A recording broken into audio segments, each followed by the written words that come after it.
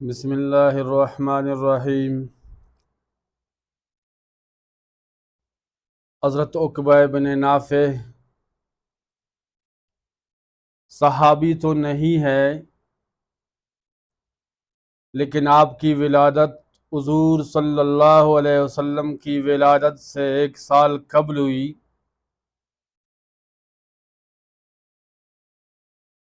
مصر کے فتوحات میں آپ حضرت عبداللہ ابن عمرو ابن عاص کے ساتھ رہے۔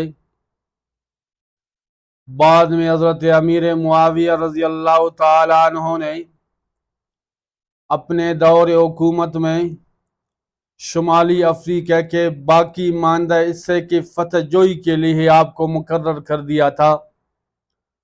حضرت عقبہ بن نافع رضی اللہ تعالیٰ عنہ اپنے 10,000 ساتھیوں کے ساتھ مصر سے نکلے اور فتوحات سمیٹتے ہوئے تیونس تک پہنچ گئے اور یہاں کہروان کا مشہور شہر بسایا، جس کی تفصیل یہ ہے آج جہاں کہروان کا شہر آباد ہے، آج جہاں کہروان کا شہر بنا ہوا ہے، پہلے یہاں ایک بہت ہی گھنا جنگل تھا جو درندوں اور زہریلی جانوروں سے بھرا ہوا تھا۔ حضرت عقبہ ابن نافع رضی اللہ تعالیٰ عنہ نے لشکر میں موجود 18 صحابہ کرام کو جمع کیا۔ حضرت عقبہ ابن نافع رضی اللہ تعالیٰ عنہ کے لشکر میں 18 صحابہ کرام موجود تھے۔ آپ نے 18 صحابہ کرام کو جمع کیا، اولاً اللہ رب العالمین سے دعا مانگی، اس کے بعد جنگل میں اعلان کر دیا ایتھا السباع والعشرات نانو اصحاب رسول اللہ صلی اللہ علیہ وسلم، اے درندو، اے کیڑو سنو، اے جنگل کے درندو، اے جنگل کے جانوروں سنو، ہم رسول اللہ صلی اللہ علیہ وسلم کے اصحاب ہے، ہم رسول اللہ کے صحابی ہے، ہم رسول اللہ کے دوست ہے، ہم یہاں آباد ہونا چاہتے ہیں، ہم یہاں ایک شہر بسانا چاہتے ہیں، لہذا تم یہاں سے کوچ کر جاؤ، اس کے بعد جو بھی تم میں سے یہاں نظر آیا اس کو قتل کریں گے، جنگل خالی کرو، یہاں ہم لوگ ایک شہر بنائیں گے۔ امام ابن جریر رحمت اللہ تعالی علیہ تبری میں لکھتے ہیں فَلَمْ يَبْكِ مِنْهَا شَيْءٌ إِلَّا خَرَجَ عَارِبًا حَتَّى إِنَّ الصَّبَاحَ تَحْمِلُ أَوْلَادَهَا، تمام جانور جنگل کو خالی کر کے چھوڑ گئے، یہاں تک کہ درندے اپنے بچوں کو اٹھا کر جنگل سے چلے گئے، جنگل کو خالی کر دیا۔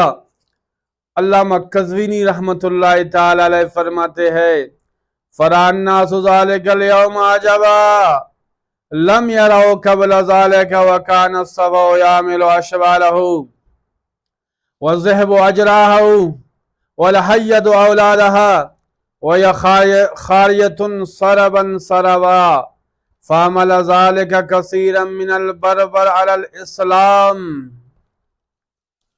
علامہ قزوینی رحمت اللہ تعالی علیہ فرماتے ہیں اس روز لوگوں نے ایک عجیب اور غریب منظر دیکھا جو پہلے کبھی بھی نہیں دیکھا تھا۔ درندے اپنے بچوں کو، بیڑیے اپنے بچوں کو، سانپ اپنے بچوں کو سینے سے لگائے ہوئے قطار اندر قطار ٹولیوں کے شکل میں نکلتے جا رہے تھے۔ یہ حیرت انگیز منظر دیکھ کر بہت سے بربر اسی وقت مسلمان ہوئے، بربر ایک قبیلہ ہے، شمالی افریقہ میں رہتا ہے، شمالی افریقہ میں رہتا ہے، بہت بہادر قوم ہے۔ جب بربر قبیلے نے دیکھا کہ مسلمانوں کے ایک آواز سے درندے اور جانور جنگل کو خالی کر رہے ہیں، جب اس عجیب اور غریب منظر کو دیکھا، بہت سے بربر، یہ بربر ایک قبیلہ ہے، بہت سے بربر مسلمان ہو گئے، اسلام میں داخل ہو گئے۔ اس کے بعد حضرت عبداللہ ابن نافع رضی اللہ تعالیٰ عنہ اور اس کے ساتھیوں نے جنگل کو کاٹ کر یہاں مستقل شہر کہروان آباد کیا اور مسجد بھی بنائی، اور حضرت عقبہ بن نافع مستقل شمالی افریقہ میں رہے۔ تو میرے بھائیو دوستو، جو اللہ کا بنے گا اللہ اس کا بنے گا۔ صرف جنگل میں اعلان کیا کیونکہ اللہ کے راستے میں نکلے تھے، اللہ کے دین کی سربلندی کے لیے نکلے تھے، اللہ والے تھے، اللہ کے مان کے چلتے تھے۔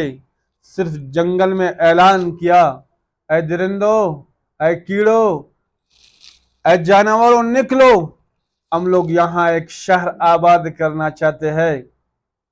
تو سارے جانوروں نے، درندوں نے جنگل کو خالی کر دیا۔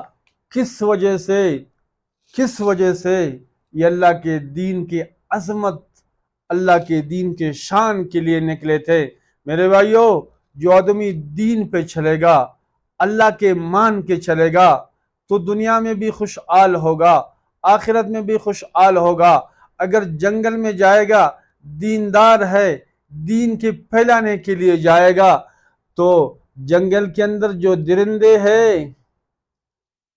جنگل کے اندر جو موذی جانور ہے، اس کو کبھی تکلیف نہیں دے گا۔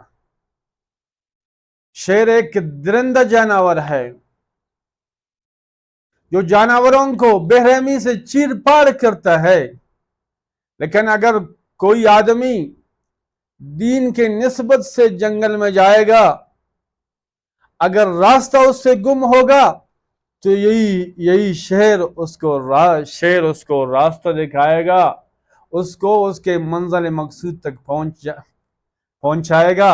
دعا ہے اللہ رب کائنات ہمیں اور آپ کو عمل کرنے کی توفیق عطا